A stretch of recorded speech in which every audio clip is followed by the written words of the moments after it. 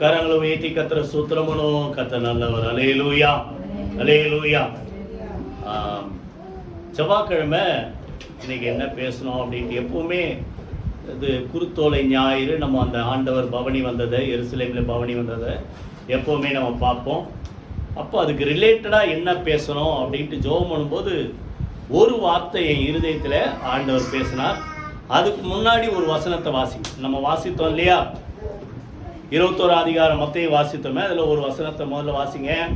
4ஆம் வசனம் வாசிங்க. 4ஆம் வசனம் 21:4. இதோ உன் ராஜா சாந்த குணமுள்ளவராய் கழுதையின் மேலும் கழுதை குட்டியாகிய மரியின் மேலும் ஏறிக்கொண்டு உன்னிடத்தில் வருகிறார் என்று சீயோன் குமாரத்திக்கு சொல்லுங்கள் என்று தீர்க்கதரிசியால் சொல்லப்பட்டது நிறைவேறுச்சு. அது எங்க இருக்குது? சகரியா 9ஆம் அதிகாரத்தில் 9ஆம் வசனத்தில் அப்படி ஆண்டவர் ஏற்கனவே தீர்க்க தரிசனமா எழுதியிருக்கிறார்.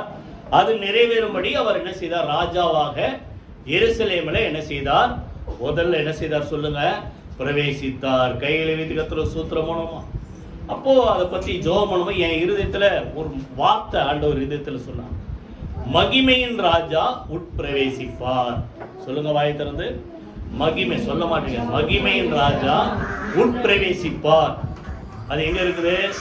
24ஆம் சங்கீதத்துல வாசிங்க. 24ஆம் சங்கீதம் 7ஆம் வசனம். யாராவது வாசிங்க.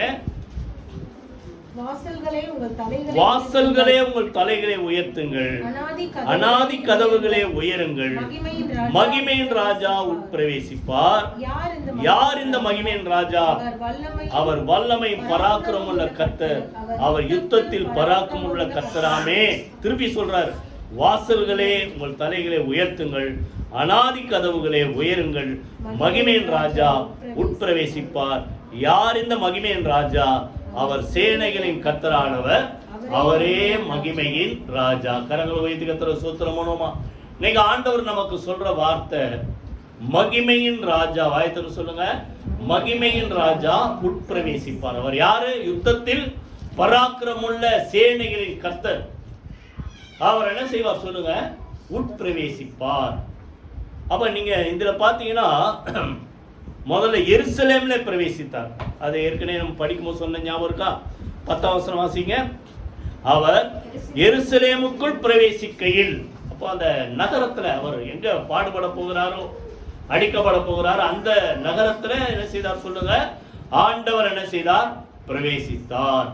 இப்ப எல்லாத்துக்கும் மேல பிரத்யட்சமா ஆண்டவர் இந்த உலகத்துல தம்முடைய ஜீவனை நமக்காக கொடுத்து அடக்கம் பண்ணப்பட்டு உயிர்த்தெழுந்த பின்பு எங்க பிரவேசித்தார் தெரியுமா? பரலோகத்திலே பிரத்யட்சமாக நமக்காக பிரவேசித்திருக்கிறார். கைகளை வீட்டு கத்துற சூத்திரமா நம்ம நல்லா கவனிங்க. முதல்ல அந்த பாயிண்ட் முக்கியமா எதுக்கு?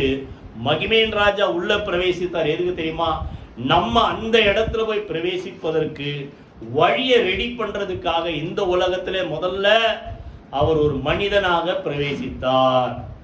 தேவன் சொல்லுங்க. 1 தீமோத்தேயு 3:16 தேவன் மாம்சத்துல வெளிப்பட்டார். புரியுதா? அப்போ தேவன் மனிதனா இந்த உலகத்துல பிறந்தார், பிரவேசித்தார். அப்புறம் என்ன செஞ்சார்? 33 வருஷம் மனிதனா வாழ்ந்தார். 3 வருஷம் ஊழியம் செஞ்சார், அற்புதங்களை செய்தார், அதிசயங்களை செய்தார். கடைசியில நமக்காக பாடுபட்டார். அடுத்தது சிலுவையிலே அடிக்கப்பட்டார், மரித்தார், அடக்கம் பண்ணப்பட்டார்.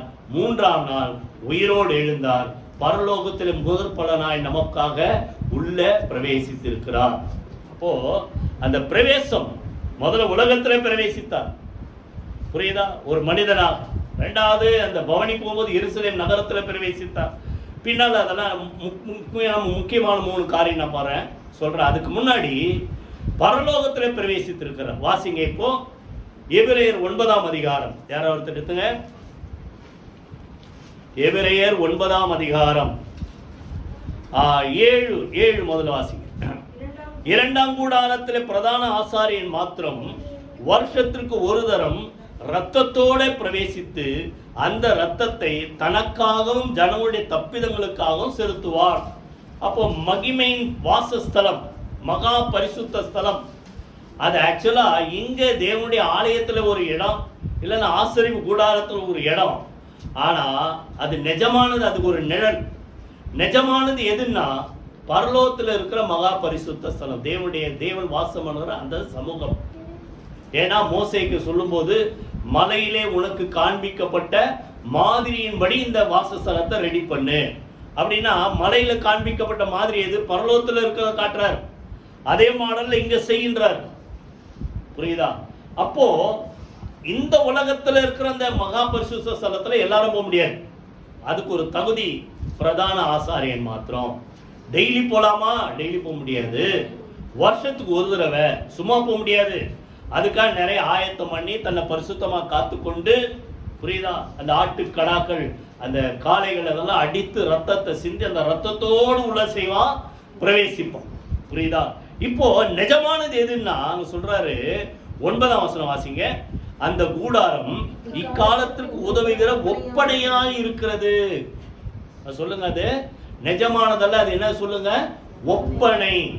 அடுத்தது, அதற்கேற்றபடியே செலுத்தப்பட்டு வருகிற காணிக்கைகளும் பலிகளும் ஆராதனை செய்களுடைய மனசாட்சியை பூரணப்படுத்த கூடாதவைகளாகும். இப்ப நல்லா கவனிங்க, இது ஒரு மாடல். பரலோகத்தில் இருக்கிறதுக்கு ஒரு நிழலா இங்க ஆசரிப்பு கூடாது. அதுக்கப்புறம் சாலமோன் காலத்துல தேவாலயம் கட்டப்பட்டது. அதனால இயேசு ஜீவனை விட்ட உடனே அந்த தேவாலயத்தோட திரைச்சியில சொல்லுங்க, மேலேருந்து கீழே வரைக்கும் 2ஆ கிழிந்தது. அப்போ உள்ள எல்லாரும் பிரவேசிக்கலான்றதுக்கு ஒரு வழியை ஆண்டவர் தம்முடைய சரீரத்தை நமக்காக ஒப்பு கொடுத்ததினாலே ஆண்டவர் என்ன செய்தார் சொல்லுங்க? வழியை திறந்தார். இப்போ அதிலே சொல்றார் பாருங்க, எபிரேயர்லயே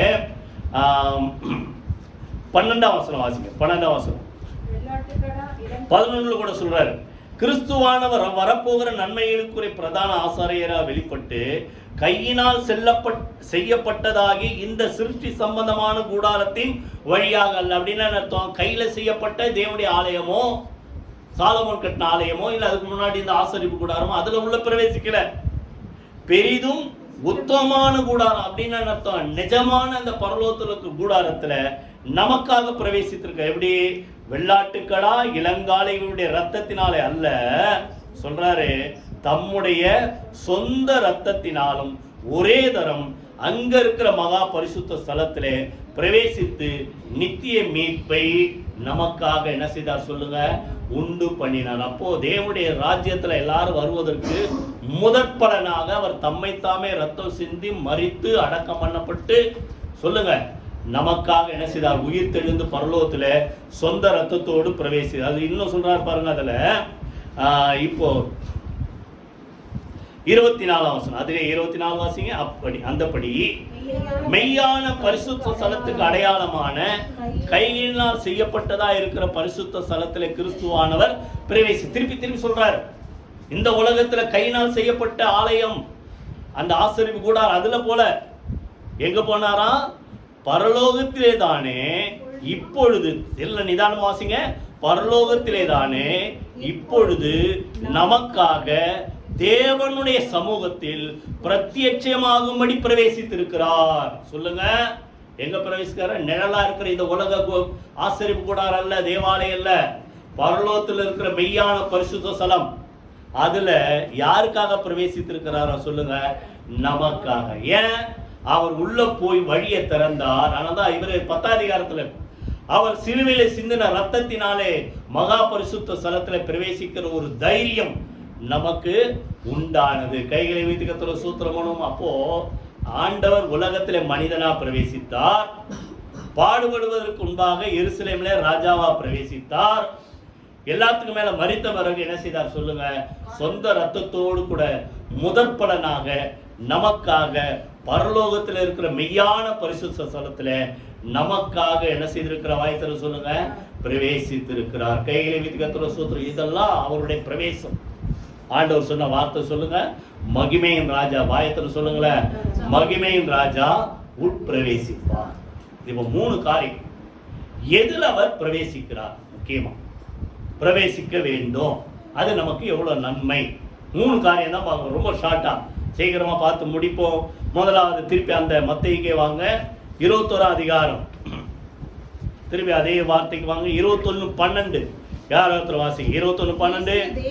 இயேசு தேவாலயத்திலே பிரவேசித்து ஆலயத்திலே விற்கிறவரும் கொள்ளுகிறவருமாகிய யாவரையும் வெளியே துரத்தி காசுக்காரருடைய பலகைகளையும் புறாவுக்குள்ள ஆசனங்களை கவிழ்த்து போட்டு, என்னுடைய வீடு ஜெப வீடு எனப்படும் ஏசாயா 56:7 சொல்லப்பட்டது சொல்றார் என்று எழுதியிருக்கிறது, நீங்களோ அதை கள்ளர் கோயாக்கினீர்கள் என்றார். அப்போ ஆண்டவர் முதல்ல எங்க பிரவேசித்திருக்கிறார் சொல்லுங்க? தேவாலயத்தில். வாய்த்தரம் சொல்லுங்களேன், தேவாலயத்தில். இப்ப எங்க இருக்கிறார் சொல்லுங்க? இங்க இருக்கிறார். அதான் நான் முதல்ல சொன்னேன். எங்க? மத்தேயு 18:20. ஏனெனில் எங்கே என் நாமத்தினால 2 இல்ல 3 பேர் கூடி இருக்கிறார்களோ அவர்கள் நடுவிலே நான் இருக்கிறேன். கைகளை வைத்து கர்த்தருக்கு ஸ்தோத்திரம் பண்ணுவோமா? அப்போ எந்த தேவாலயத்துல தேவ ஜனங்கள் கூடி வரும்போது கர்த்தர் சொல்லுங்க இங்கே பிரவேசித்திருக்கிறார். எதுக்கு தெரியுமா? இந்த தேவாலயம் அவருடைய ஜெப வீடு. அந்த ஜெப வீட்டை தேடி வருகிற மக்களுக்கு துக்கத்தை சந்தோஷமா மாற்றும்படியாக என் ஜெப வீட்டில் அவர்களை கொண்டு வந்து சொல்லுங்க, அவர்கள் என்ன செய்வேன்? மகிழ பண்ணும்படியாக இந்த உலகத்துல இந்த இடத்துல ஆண்டவர் இப்பொழுது என்ன செய்திருக்கிறார் சொல்லுங்க? பிரவேசித்திருக்கிறார். அவர் இங்க உலாவிக்குன்னு சொல்ல போலாம். வெளிப்படுத்த விசேஷத்துல 7 குத்து விளக்குகள் நடுவிலே உலாவிக் கொண்டிருக்கிறவர் சொல்லுகிறதாவது 2 அதிகாரம் 1 வசனம். 1 அதிகாரம் 20 வசனம் என்ன தெரியுமா? அந்த 7 குத்து விளக்கு தெரியுமா? தேவனுடைய 7 சபைகள். அப்ப சபையில பிரவேசித்திருக்கிற ஆண்டவர் எங்க இருக்கிறார் சொல்லுங்க? ஒரு இடத்துல உட்கார்ந்து இல்லைங்க. நான் நிறைய தடவை சொல்லியிருக்கேன். என்ன செய்யறாரு சொல்லுங்க? உலாவி கொண்டு இருக்கிறார். கைகளை வைத்து கத்துற சூத்திரம்னு. எதுக்கு உலாவிட்டு இருக்கிறாரு? இங்க இருந்து அங்க, அங்க இருந்து இங்க, அங்க இங்க இங்க அப்படி போயிட்டு வராரு. நீங்க எப்படி இருக்கிறீங்க? நீங்க நல்லா இருக்கிறீங்களா? கஷ்டப்படுறீங்களா? மனசுல வேதனை இருக்கா? மனசுல சமாதானம் இருக்கா? சந்தோஷம் இருக்கா? பலவீனமா இருக்கிறீங்களா? ஆரோக்கியமா இருக்கிறீங்களா? அப்படி உங்க பக்கத்துல வந்து உங்களுக்கு என்ன தேவை என்று விசாரித்து உங்களுக்கு உதவி செய்து உங்களை ஆற்றி தேற்றி பலப்படுத்தி ஆசீர்வதிக்கும்படியாக ஆண்டவர் என்ன செய்யற சொல்லுங்க? வாய்த்தர சொல்லுங்க. இப்போ அவர் உலாவை கொண்டிருக்கிறார். பேதுரு சொல்றாரு, அப்போஸ்தலர் 10:10 தேவன் அவரை பரிசுத்தாவியினால் வல்லமையினால் என்ன செய்தார்? அபிஷேகம் செய்தார். ஆகையினால் அவர் நன்மை செய்கிறவராகவும் பிசாசின் வல்லமையில் அகப்பட்ட யாவரையும் குணமாக்குறவராய் என்ன செய்தார் சொல்லுங்க? சுற்றி திரிந்தார். அன்னைக்கு மாம்சத்திலிருந்த இயேசு உலகம் முழுசும் சுற்றி திரிந்தார். எதுக்கு? ஒவ்வொரு மக்களுக்கும் என்ன செய்யணும்? நன்மை செய்யணும். அதே ஆண்டவர் எங்க 2 பேரும் வந்துட்டாங்களோ அங்க நான் அவர்கள் நடுவில் இருக்கிறேன்னு சொன்ன இந்த இடத்துல ஆண்டவர் உலாவிக் கொண்டிருக்கிறார். எதுக்கு தெரியுமா? உங்களை கர்த்தர் பலப்படுத்தும்படியாக. கைகளை வீதி கர்த்தர் சூத்திரம் பண்ணுவோமா? அப்ப நல்லா கவனிங்க. முதல்ல எங்க பிரவேசித்திருக்க? இப்போ சொல்லுங்க வாய் திறந்து. ஆலயத்துல பிரவேசித்திருக்கிறார். அதனால சீக்கிரமா வாங்கண்ணா. புரியுதா? முதல்ல நான் சொல்லிட்டேன். கரெக்ட் டைம் 2 பேர் வந்துட்டார். அப்ப யாரை வெயிட் பண்ண வைக்கிறீங்க சொல்லுங்க? யாரை வெயிட் பண்ண வைக்கிறோம்? நீங்க தான் வந்துடுறேன். புரியுதா? சீக்கிரம் வாங்க. ஆலயத்துல பிரவேசித்திருக்கிறார். இங்க சொல்றாரு ஒரு வார்த்தை. அங்க அவருக்கு பிடிக்காததான் துரத்திடுச்சார். இங்க யாரும் மாடு வைக்கல, ஆடு வைக்கல, புறா வைக்கல, எதை வைக்கல, அதெல்லாம் வைக்கல. ஆனா இதனுடைய பொருள் என்ன? தேவனுடைய ஆலயத்துக்கு சம்பந்தம் இல்லாத காரியத்தால துரத்துட்டார். இன்னொரு இடத்துல யோவான்ல பாத்தீங்கன்னா சவுக்கு எடுத்து அடிச்சு துரத்துறார். இப்போ ஆண்டவர் பிரியமில்லாதது ஏதாவது இங்க உள்ள வந்ததுன்னா ஆண்டவர் என்ன செய்யற? வாய்த்தர சொல்லுங்க. அவர்களை என்ன செய்தார்? துரத்தி அடித்தார். துரத்தி அடிச்சுட்டு ஒரு வார்த்தை சொல்றாரு. 13 வசனம் வாசிங்க. என்னுடைய வீடு ஜெப வீடு எனப்படும் என்ன எழுதி இருக்குது. ஆனா நீங்க அதை என்ன பண்ணிட்டீங்க? கல்லர் குகையாக்கிட்டீங்க. இன்னொரு இடத்துல வியாபார வீடாக்கிட்டீங்க. புரியுதா? அப்போது வியாபார ஸ்தலம் இல்லை, இது என்ன சொல்லுங்க? ஆராதனை ஸ்தலம், தேவனுடைய மகிமை வெளிப்படுகிற ஸ்தலம். கல்லர் குகையாக்கிட்டீங்க. இதே வார்த்தை இன்னொரு இடத்துல இருக்குது. யாரா படிச்சிருக்கீங்களா? எரேமியா 7 அதிகாரம் எடுங்க. ஆக்சுவலா நேத்து நைட்டு நான் தச்சையில ரெகுலரா படிக்கும்போது அந்த வார்த்தை வருது. ரெகுலர் ஸ்டடியில 7 அதிகாரம் எடுத்துட்டீங்களா? 7:9 வாசிக்கும். நீங்கள் திருடி கொலை செய்து விபச்சாரம் பண்ணி பொய்யான இட்டு பாகாலுக்கு தூபம் காட்டி நீங்கள் அறியாத அந்நிய தேவர்களை பின்பற்றி பிற்பாடு வந்து எல்லாம் செய்யறதெல்லாம் செஞ்சுட்டு இங்க வந்து என் நாமம் தரிக்கப்பட்ட இந்த ஆலயத்துல எனக்கு முன்பாக நின்று இந்த அருவருப்புகளை எல்லாம் செய்வதற்காக நாங்கள் விடுதலை பெற்றிருக்கிறோம் என்று சொல்வீர்களோ? ஆண்டவர் என்ன சொல்றாரு? எனக்கு பிடிக்காத விஷயத்தெல்லாம் செஞ்சு நீங்க உள்ள வந்து உட்கார்ந்துருக்கீங்க, வந்துட்டு இதுக்காக நாங்கள் விடுதலை பெற்றிருக்கோம் சொல்லுவீங்களோ? அப்பதான் சொல்றாரு 11 வாசிங்க எல்லாம் சேர்ந்து, என் நாமம் தரிக்கப்பட்ட இந்த ஆலயம் உங்கள் பார்வைக்கு கள்ளர் குகை ஆயிற்றோ. புரியுதா? அப்போ ஆண்டவர் பிரியமில்லாத காரியத்தை செஞ்சா ஆண்டவர் என்ன சொல்றாரு? இந்த ஆலயம் என்ன ஆயிடுச்சா? கள்ளர் குகை ஆயிடுச்சா? தேவனுக்கு பிரியமில்லாத காரியத்தை என்ன செய்யணும் சொல்லுங்க? அகற்ற வேண்டும். உள்ள பிரவேசித்த ஆண்டவர் ஆலயத்தை என்ன செய்தார்? சுத்திகரித்தார். அந்த பலகை, அந்த காசுக்காரர் எல்லாத்தையும் கவிழ்த்து போட்டு துரத்தி வச்சார். அதுல ஒரு வார்த்தை இருக்கும் பாருங்க. அதற்கு பிறகு அதை திருப்பி 21 அதிகாரம் வாங்க, மத்தேயு 21 திருப்பி வாங்க. எல்லாத்தையும் துரத்தி அடித்த பிறகு 14ஆம் வசனம் வாசிங்க. அப்பொழுது, அப்ப எப்பொழுது?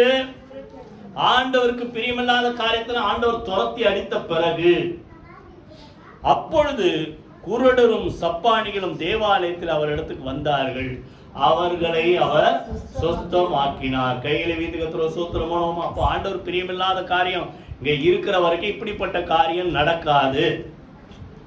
உள்ள வந்த மக்களை கத்த தொட்டு சுகமாக்கி, புரியுதா, அவர்களை திருப்தியாக்கி மகிழ்ச்சியாக்கி அனுப்பணும்னா தேவனுக்கு பிரியமில்லாத காரியம் தேவனுடைய ஆலயத்துல இருக்க கூடாது. கைகளை வீட்டு கத்துற சூத்திரமோனோமா, புரியுதா? தேவனுடைய ஆலயத்துக்கு விக்கிரங்களுக்கும் சம்பந்தம் ஏது? புரியுதா? கிறிஸ்துவுக்கும் பேலியாளுக்கும் இசைவு ஏது? விசுவாசிக்கு அவிசுவாசியுடனே பங்கு ஏது? நான் அவர்களுக்குள்ளே உலாவி அவர்கள் தேவனா இருப்பேன். இங்க உலாவி வரணும்னா தேவனுக்கு பிரியமில்லாத காரியத்தை ஆலயத்தில் என்ன செய்யக்கூடாது சொல்லுங்க? செய்யக்கூடாது, வைக்கவும் கூடாது. கை வீதி கத்துற சூத்திரமோனோம். அந்த பயபக்தி இருந்தா கர்த்தர் என்ன செய்வார் சொல்லுங்க? பிரவேசிப்பார், உலாவி வருவார், வருவர்களை ஆசீர்வதித்து சொல்லுங்க திருப்தியாக்கி அனுப்புவார். மகிமையின் சொல்லுங்க, அந்த வார்த்தை சொல்லிட்டே இருக்கு. மகிமையின் ராஜா உட்பிரவேசிப்பார். எங்க முதல்ல பிரவேசித்திருக்கிறார்? இப்போ நீங்க இங்க வந்ததால உங்களை தேடி இந்த இடத்துக்கு உங்களை ஆசீர்வதிக்கும்படி உட்பிரவேசித்திருக்கிறார். சரி, ரெண்டாவது எங்க பிரவேசிக்கிறார்? வெளிப்படுத்தின விசேஷம். ரொம்ப சீக்கிரமா முடிச்சிருவோம். வெளிப்படுத்தின விசேஷம் எல்லாருக்கும் தெரிந்த வார்த்தை. 3ஆம் அதிகாரம் 20. வெளிப்படுத்தின விசேஷம் 3:20 எடுத்துட்டீங்களா? 337வது பக்கம் புதிய ஏற்பாடு.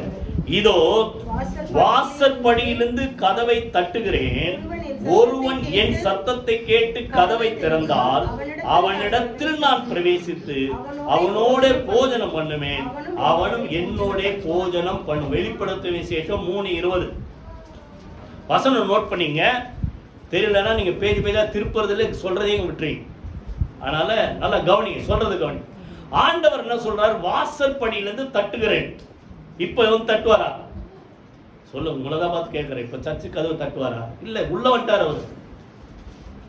எத்தனை பேர் புரியுது? அப்போ உள்ள வந்து ஆண்டவர் கதவை தட்டுறாரு? அப்படி இல்ல. உள்ள வராத இடம் யார் கதவை அடைச்சிக்கிட்டாங்களோ, எனக்கு ஆண்டவர் வேணாம். எத்தனை பேர் புரியுது? எனக்கு ஆண்டவர் வேணாம், ஏத்துக்க மாட்டேன் அப்படின்ற மக்களுக்கு ஆண்டவர் என்ன செய்யறார் சொல்லுங்க? கதவை தர்றார். கதவை தர, என் மகனை என் வார்த்தைகளுக்கு என்ன செய்? செவி கொடு. அப்படியே ஒரு மனிதனை கதவை கட்ட தட்டும் போது நம்ம கதவை திறந்தா, நல்லா கவனிங்க, நமக்குள்ள ஆண்டவர் பிரவேசிப்பார். ஆலயத்துல பிரவேசிக்கிற ஆசீர்வாதம். அதுக்கு மேல ஆசீர்வாதம் என்ன சொல்லுங்க? அவர் எங்க பிரவேசிக்கணும்? நமக்குள்ள. வாயத்தர சொல்லுங்களேன், இருதயத்தை தொட்டு சொல்லுங்க, எனக்குள்ளே. வாயத்தர சொல்லுங்க, எனக்குள் பிரவேசிக்கணும். உள்ள பிரவேசித்துட்டாரா? இல்ல இன்னும் வெளியே இருந்தே கதவை தட்டுறாரா? சொல்லுங்க, ஏதாவது சொல்லுங்களேன். நீங்க நிறைய பேர் அந்த வெளியே கதவை தட்டுற மாதிரி ஒரு இது வச்சிருப்பான், புரியுதா? அது யாருக்கு? ஆண்டவர் ஏற்றுக்கொள்ளாத மக்களுக்கு தான் கதவை தட்டுறாரு. ஏற்றுக்கொண்ட மக்களுக்கு கதவை தட்டுறாருன்னா என்ன அர்த்தம்? திருப்பி அவரை வெளியே அனுப்பிட்டீங்கன்னு அர்த்தம். எத்தனை பேர் புரியுது நான் சொல்ற? புரியுதா? உள்ள வந்த ஆண்டவர் திருப்பி வெளியே போயிட்டாதான் என்ன செய்யணும்? ஏன்பா என்னை வெளியே அனுப்பிட்ட, திருப்பி நான் உங்களுக்கு உள்ள வரணும், என்ன செய்வார் சொல்லுங்க? கதவை என்ன செய்வார் சொல்லுங்க?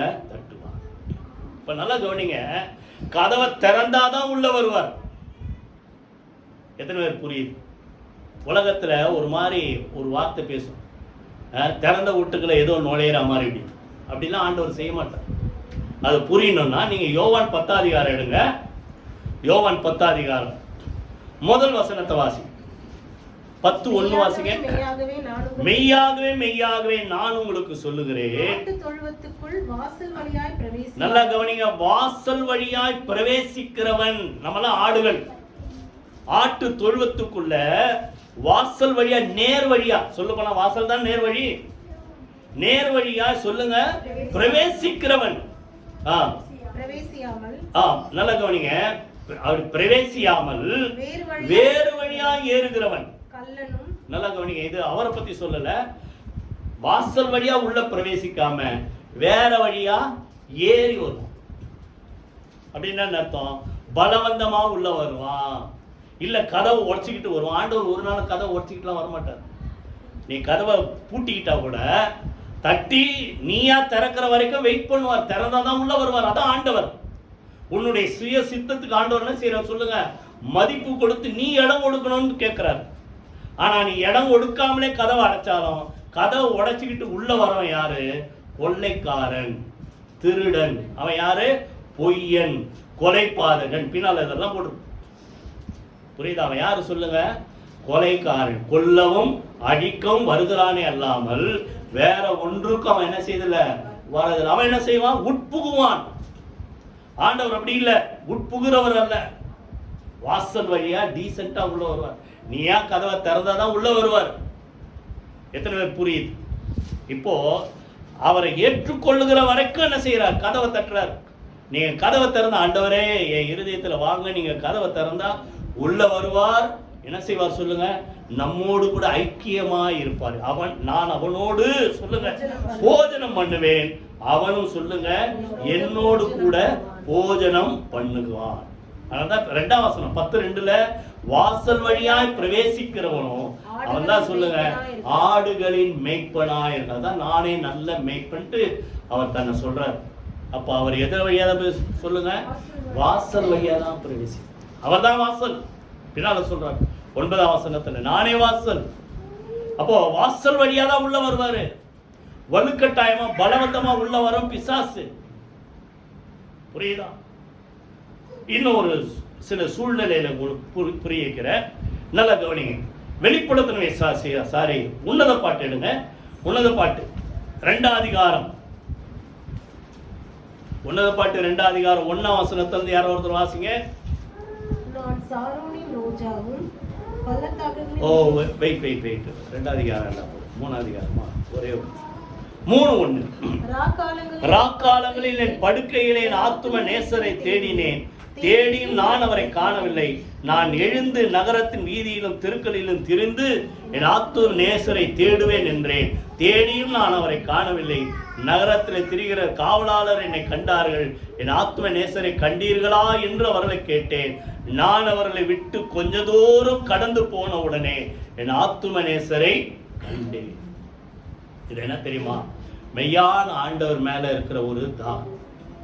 என் நேசர் எங்க? ஆண்டவர் எங்க? எனக்காக ரத்தம் சிந்தி மரித்து உயிர்த்தெழுந்த ஆண்டவர், எனக்காக அவமானப்பட்டவர், எனக்காக சிலுவையை சகித்தவர், புரியுதா? என்னை மீட்டு கொண்ட ஆண்டவர் எங்கன்ட்டு நம்ம அவரை தேடும் போது அந்த வாஞ்சை இருந்தா நம்ம அவரை நிச்சயமான செய்வோம் சொல்லுங்க, கண்டுபிடிப்போம். அதை கண்டுபிடிக்கிற வரைக்கும் நமக்குள்ள ஆண்டவர் அந்த வாஞ்சை எழுப்புறதா கதவை தட்டுறது. நம்ம அவரை தேடும்படியான ஒரு ஏக்கத்தை உண்டாக்குறவர் யார் சொல்லுங்க? ஆண்டவர். கதவை தட்டுறார். அந்த ஏக்கம் வந்தோன்னு நம்ம ஆண்டவரை தேட ஆரம்பிக்கிறோம். கதவை திறந்தா ஆண்டவர் உள்ள வந்துட்டார். இப்ப நல்லா கவனிங்க, இப்போ உள்ள வந்துட்டாரு. அதே இது திருப்பி ஒரு தடவை வருது. 5ஆம் அதிகாரம் எடுங்க. 5ஆம் அதிகாரம் அதை உன்னத பாட்டு 5ஆம் அதிகாரம் 2ஆம் வசனம் வாசிங்க. நான் நித்திரை பண்ணினேன், என் இதயமோ விழித்திருந்தது, கதவை தட்டுகிற என் நேசரின் சத்தத்தை கேட்டேன். என் சகோதரியே, என் பிரியமே, என் புறாவே, என்னென்னலாம் சொல்றாரு பாருங்க. சகோதரியே, பிரியமே, புறாவே, உத்தமியே, மணவாளியே, கதவை தர, என் தலை பனியினாலும் என் தலைமயிர் இரவில் பெய்யும் தூறலினாலும் நனைந்திருக்கிறது என்றார். நல்லா கவனிங்க. இது எப்போ தெரியுமா? ஆண்டவர் ஏற்றுக்கொண்ட பிறகு, ஆண்டவர் பிரியமில்லாத காரியத்தை செஞ்ச உடனே அவர் நைஸா அப்படியே போயிடும். அப்படிதானே? பரிசுத்த ஆவியானவர் தாவீது மேல வந்து இறங்கினார். புரியுதா? ஆனா தாவீது எப்பவுமே தேவனுக்கு சித்தமான பிரியமான காரியத்தை செய்து அவருக்கு பிரியமான புருஷனா இருந்தபடினால அவர் கூடவே இருந்தார். அதே போல சவுல் மேல ஆண்டவர் வந்து இறங்கினார். சாமுவேல் என்ன செய்தார்? அவனை ராஜாவா அபிஷேகம் பண்ணினார். அன்னான் முதல் கொண்டு சவுல் மேல ஆண்டவர் இருந்தார். ஆனா அதே சவுல் தேவனுக்கு கீழ்ப்படியாம போன உடனே அவர் என்ன சொல்ல, அந்த 16 அதிகாரம் அதில் படிச்சு பாருங்க. கர்த்தருடைய ஆவியானவர் சவுலை விட்டு விலகினார். புரியுதா? அவர் விலகின உடனே கர்த்தரால் வரவிடப்பட்ட வேற ஒரு பொல்லாத ஆவி சவுலுக்குள்ள வந்து அவன் என்ன செய்ததா? கலங்கி கொன்றது. இப்போ நல்லா கவனிங்க, அதை அப்படியே வச்சிங்க. முதல்ல ஆண்டவர் மேல ஏக்கம் வந்து அவரை ஏத்துக்கிட்டீங்க. கதவை தட்டின உடனே திறந்த ஆண்டவரை உள்ளவாறு இருதயத்தில் தங்கிருன்னு சொல்லி அவர் நம்மோடு கூட போதனம் பண்ற அளவுக்கு ஒரு நல்ல ஐக்கியத்தை உண்டாக்கணும். நல்ல ஒரு அருமையான ஒரு உறவு அவருக்கு நமக்குள்ள இருந்தது. ஆனா அதற்கு பிறகு ஆண்டவர் பிரியமில்லாத காரியத்தை அந்த சவுல் செஞ்ச கொண்டு அவர் அவனை விட்டு விலகின மாதிரி உங்களை விட்டு விலகிட்டா, ஆனா அப்படியே ஆண்டவர் விட்டுற மாட்டாரு. என்ன செய்யறாரு சொல்லுங்க? திருப்பி திருப்பி தட்டுறாரு.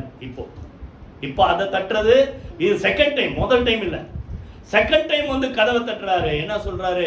என் உத்தமியே, என் புறாவே, வாசிங்க, என் சகோதரியே, என் பிரியமே, கதவை தர, என் தலை பனியினாலும். இப்போ இந்த அம்மா சத்தத்தை கேட்டோன்னு என்ன செஞ்சிருக்கணும்? முதல்ல என்ன செய்ய, டக்குன்னு கதவை தரும். ஏன்னா காத்திருந்தா கதவை திறந்திருக்கும். இவன் என்ன சொல்றாங்க?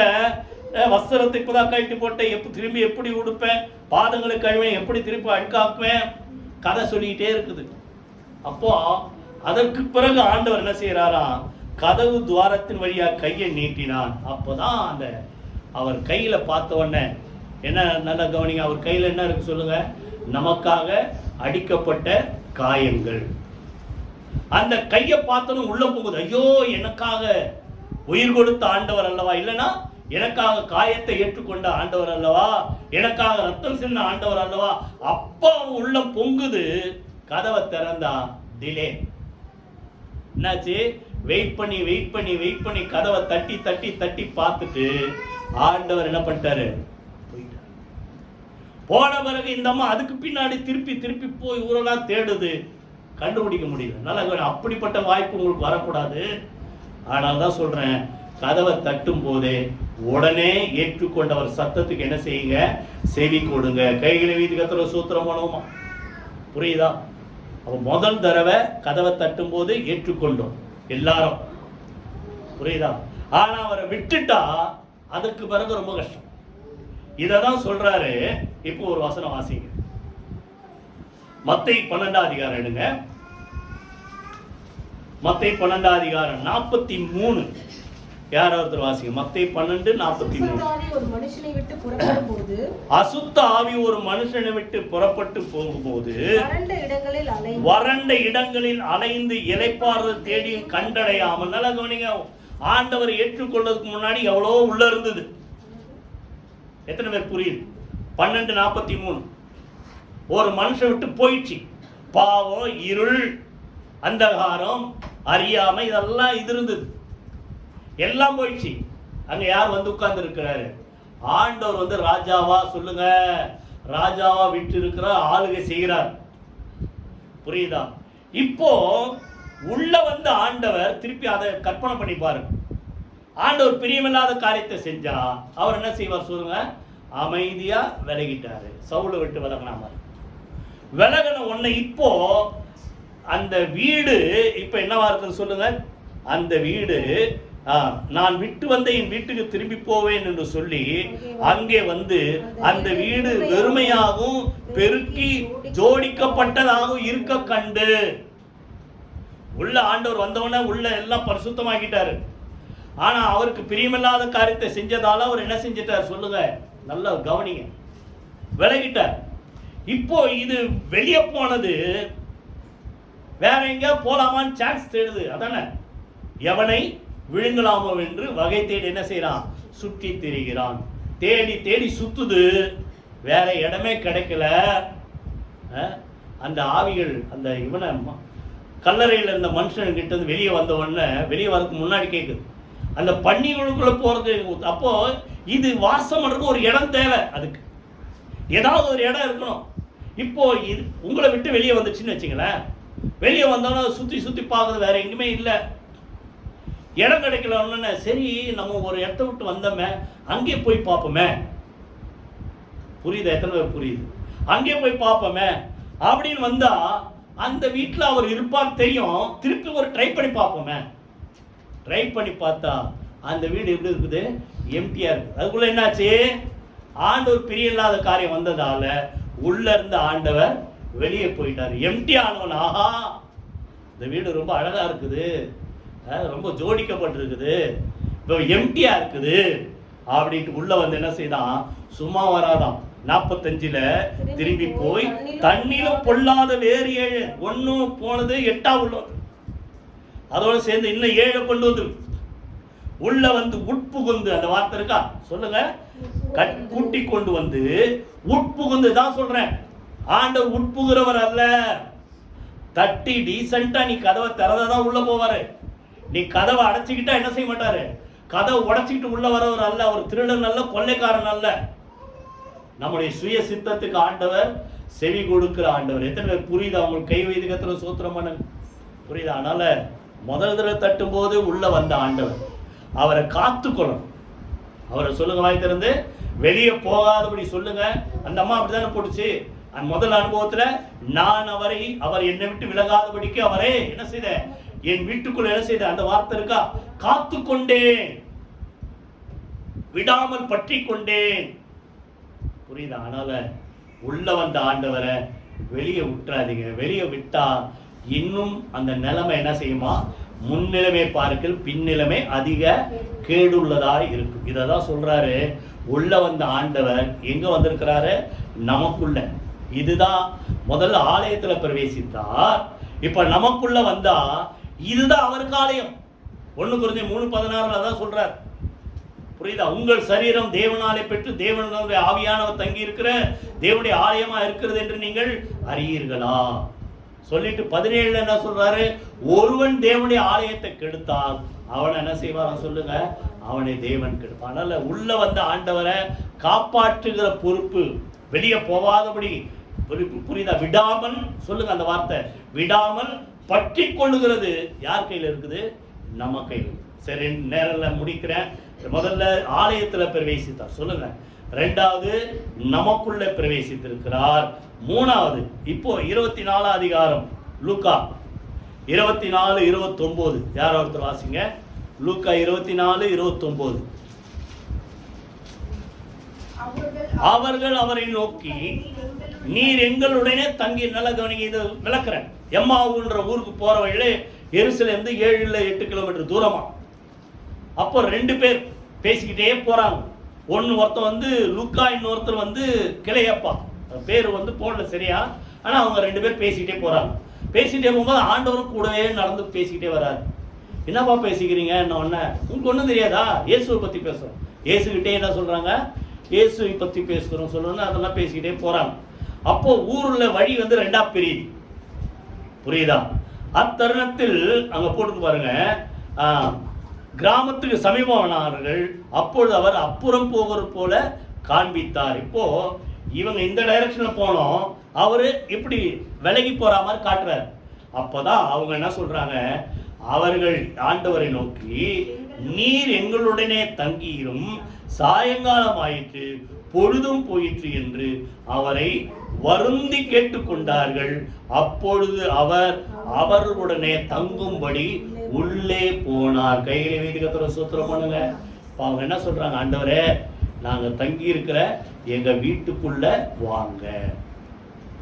அப்போ சும்மா போல அதிகம் சொல்றாரு, வருந்தி, வாயத்தர சொல்லுங்க, என்ன செய்தாரா? அவரை இன்வைட் பண்றாங்க. எப்படி?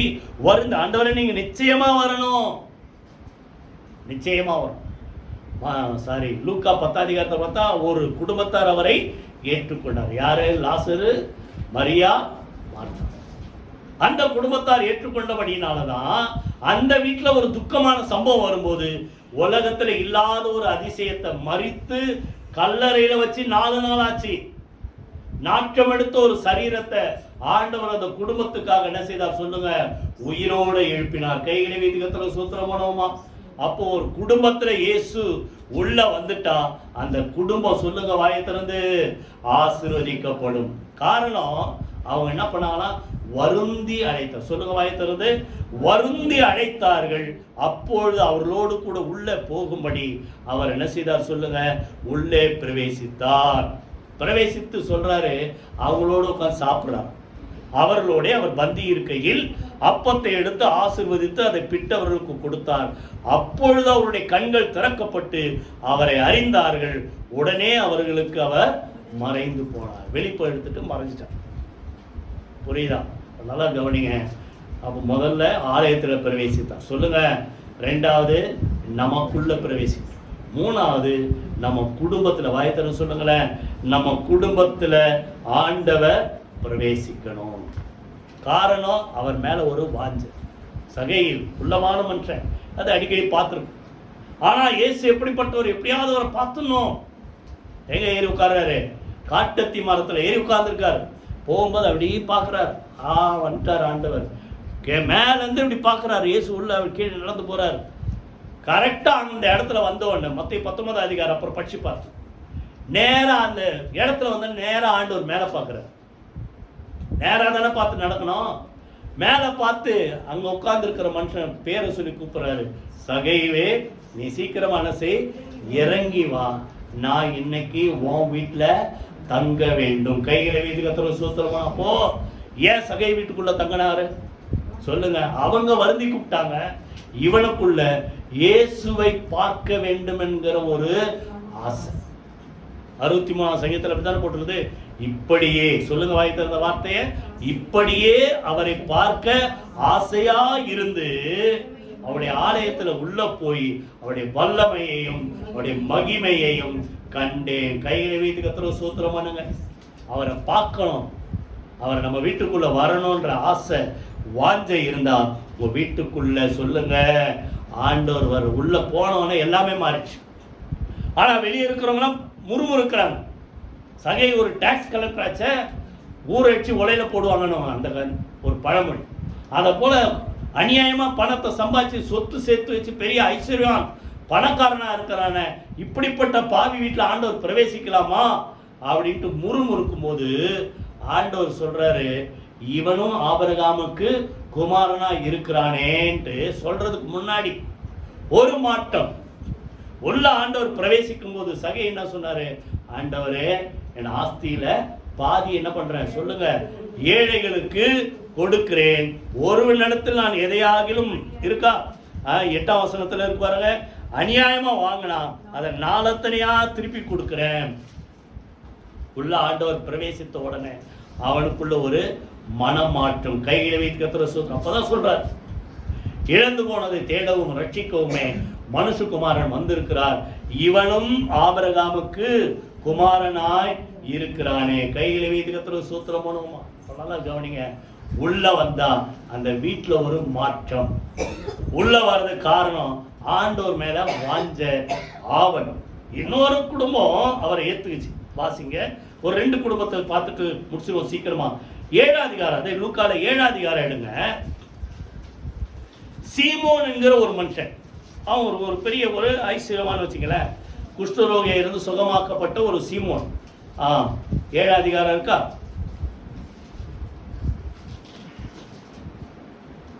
அந்த ஊரில் இருந்த பரிசேயர் ஒருவன் தன்னுடைய போஜனம் பண்ணும்படி வேண்டிக் கொண்டான். அவர் அந்த பரிசேயனுடைய வீட்டிலே பிரவேசித்தார். இப்போ வாசிங்க, அந்த வீட்டில் பிரவேசிக்கும் போது அங்க வந்து பாவியாக ஒரு ஸ்திரீ வரா. வந்து ஆண்டவர் உட்கார்ந்து இருக்கிற இடத்துல அவர் பாதத்துக்கு கீழே உட்கார்ந்துக்கிட்டு கண்ணீரால் அவர் பாதத்தை நினைச்சு தலைமயிரை வச்சு என்ன செய்யறா? பாதத்தை தொடச்சி பரிமள தைலத்தை அவர் பாதத்துல பூசுறான். பின்னால இதெல்லாம் இருக்கும், நல்லா கவனிங்க. இப்போ அந்த சீமோனை பார்த்து ஆண்டவர் ஒரு வார்த்தை கேட்கிறார். வாசிங்க 45ஆம் வசனம். யாரோ ஒருத்தர் வாசிங்க. நீ என்னை முத்தம் செய்யவில்லை, இவளோ நான் உட்பிரவேசித்தது முதல் 44 சொல்றாரு, நான் உன் வீட்டில் பிரவேசித்தேன், நீ என் கால்களுக்கு தண்ணீர் தரவில்லை. பொதுவாவே வழக்கமான ஒரு சம்பிரதாயம் என்னன்னா, ஒருத்தர் வீட்டுக்கு வந்தானா காலை கழுவுறதுக்கு, இன்னைக்கு நம்ம ஊர்ல இருக்கு, கை காலை கழுவுங்க. ஆபிரகாம் மரத்தண்டியில் உட்கார்ந்துருக்காரு, 3 பேர் வராங்க. வந்தவன என்ன சொல்றாரு, கையை காலை கழுவிட்டு கொஞ்ச நேரம் ரெஸ்ட் எடுங்க, உங்களுக்கு சாப்பாடு ரெடி பண்றேன். அப்போ முதல் வேலை அவங்க விருந்தினர் வந்தவொடனே கையை, ஏன்னா அவங்க அவ்வளோ அந்த என்ன சொல்ற புழுதியான ஒரு ஊர், கையெல்லாம் கழுவணும். அதை சாதாரணமாக செய்யறது கூட ஃபார்மாலிட்டி கூட நீ என்ன செய்யல, என் காலை கழுவு தண்ணி கொடுக்கல. ஆனா இவ தண்ணியை வச்சு காலை கழுவுல, கண்ணீரினால் என் கால்களை கழுவினான். நீ என்ன முத்தம் செய்யல, புரியுதா? ஒரு கட்டி அணைச்சு முத்தம் கொடுப்பாங்க, அதை கூட நீ செய்யல. ஆனா இவ என் பாதத்தை முத்தம் செய்தான். நீ எனக்கு பரிமள தைலம் பூசல, இவ என்ன செய்தா சொல்லுங்க, என் பாதத்திலே பரிமள. எப்படி வித்தியாசத்தை காட்டாலும். அப்போ பிரவேசித்தது யார் வீட்டுக்கு தான்? சீமோன் வீட்டுக்கு தான். இந்த பேதுரு இல்ல, இன்னொருத்தர் சீமோன் வீட்டுக்கு தான் பிரவேசிக்கிறார். ஆனா செய்ய வேண்டிய நார்மலா செய்ய வேண்டியது கூட அவன் செய்யல. அப்படின்னா என்ன அர்த்தம்? ஏதோ வேண்டாம் இருப்பா அப்படிலாம் இருக்காதீங்கன்றது தான் இதை சொல்றேன். புரியுதா? விரும்பி, புரியுதா? அவரை வாரும், நீங்கள் வந்து என்ன செய்யுங்க, தங்கிரும் நீங்க விரும்பி அழைத்தால், அங்க பாத்தீங்கன்னா அவர்கள் கண்களை ஆண்டவர் திறந்தார், அவர்கள் இருதயத்தை ஆண்டவர் திறந்தார். புரியுதா? அப்போ நீங்க ஆசீர்வதிக்கப்படணும்னா அவரை வரவழைங்க, அவருக்கு செய்ய வேண்டிய எல்லா காரியத்தையும் செய்யுங்க. இன்னும் ஒரு காரியம், உங்க வீட்டில் ஆண்டவர் வந்து ஒரு அதிசயம் செய்யணும்னா, இப்போ ஒரு சம்பவத்தை வாசி முடிச்சிருவோம். மத்தேயு 9ஆம் அதிகாரம் 23 யாராவது வாசிங்க. 9:23. இயேசுவானவர் தலைவனுடைய வீட்டிலே வந்து தாரை ஊதுகிறவர்களையும் ஜபாலயத்தில் எவீர் கவனி. ஏற்கனவே வழியில போகும்போது அவன் கூப்பிடுறான், ஆண்டவரே என் வீட்டில் என் பிள்ளை மரண அவஸ்தையா இருக்கிறா, நீங்க வந்து அவன் மேல கை வச்சுட்டா அவ பழிச்சிருவா அப்படின்னோன்னா ஆண்டவர் கூப்பிட்டு வராரு, அவன் கூட வராரு. வரும்போது இடையில 12 வருஷம் பெரும்பாடு ஒரு ஸ்திரீ வேற இடையில வந்து அந்த மாசம் ஆயிடுச்சு. இப்போ வீட்டுக்குள்ள வரும்போது என்ன நடக்குது, அங்க ஒரே தாரை ஊதுறவங்க, அடுத்தது இறைகிற ஜனங்கள், இன்னொரு சொல்றத பார்த்தா அழுது புலம்புகிற ஜனங்கள்ட்டு இருக்கும். பொதுவாகவே ஒரு புள்ள செத்து போச்சுன்னா அதான நம்ம ஊர்ல அதானே செய்யறோம். முதல்ல என்னத்து பேண்டை கூப்பிட்டோம், அதை கூப்பிட்டோம், இதை கூப்பிட்டோம், அதை போல அடிச்சு கிளப்புறாங்க, தாரை ஊதுறாங்க. இப்ப ஆண்டவர் என்ன சொல்றாரு, 24 வாசிங்க. விலகுங்கள், இந்த சிறு பெண் மரிக்கவில்லை, நித்திரையா இருக்கிறாள் என்றார். அதற்காக அவரை பார்த்து நகைத்தார். இன்னொரு இடத்துல பரியாசம் பண்ணினார்கள். அதே சம்பவம் மார்க்ல என்ன. அப்போ நல்லா கவனிங்க, உங்க வீட்டுக்குள்ள ஆண்டவர் வந்த ஆண்டவர் அந்த பிள்ளைய என்ன செய்தார், தலித்தாகுமே அப்படின்னு கையை பிடிச்சு தூக்கி செத்து போன பிள்ளை 12 வயசு பிள்ளைய உயிரோடு எழுப்பினார். அதுக்கு அவர் செய்யணும்னா அவர் என்ன செய்தாரா சொல்லுங்க, அந்த பரியாசம் பண்ற ஜனங்களை 25 வாசிங்க. ஜனங்கள் வெளியே துரத்தப்பட்ட பின்பு, யாரு நகைக்கிறாங்க, கேலி பண்றாங்க, பரியாசம் பண்றாங்க, விசுவாசிக்காம ஏற்றுக்கொள்ளாம இருக்கிறாங்களோ அவங்களாம் அந்த வீட்டை விட்டு வெளியே போனதான் ஆண்டவர் உள்ள வருவார். புரியுதா? அப்படிப்பட்ட மக்கள், பரியாசம் பண்ற மக்கள் இருக்கிற வரைக்கும் ஆண்டவர் உள்ள வரதான் கஷ்டம். உள்ள வந்த ஆண்டவர் அற்புதம் செய்யறதும் கஷ்டம். கைவேதிகத்துல சூத்திரமனும் நல்லா கவனிங்க. முதல்ல ஆலயத்துல பிரவேசித்தார், 2வது நமக்குள்ள பிரவேசிக்கிறார், 3வது உங்க வீட்டுல பிரவேசிக்கிறோம்.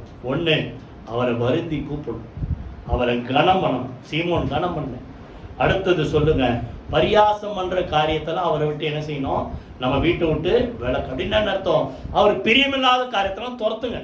அப்பதான் அவர் உங்க வீட்டுல வந்து பிரியமா என்ன செய்வார், தங்கி இருப்பார். கையில வீட்டுக்கத்துல சூத்திரமானோம், எல்லாம் ஜெபம் பண்ணி முடிப்போமா. மகிமையின் ராஜா உட்பிரவேசிப்பார். யார் இந்த மகிமையின் ராஜா?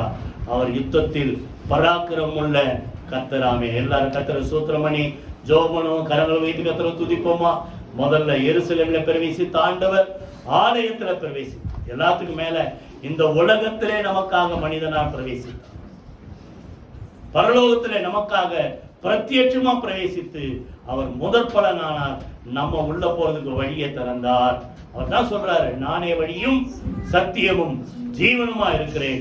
என்னாலே அல்லாமல்னா என் மூலமா இல்லாம யாரும் பரலோகத்தில் இருக்க பிதாவிடத்துல வர முடியாது.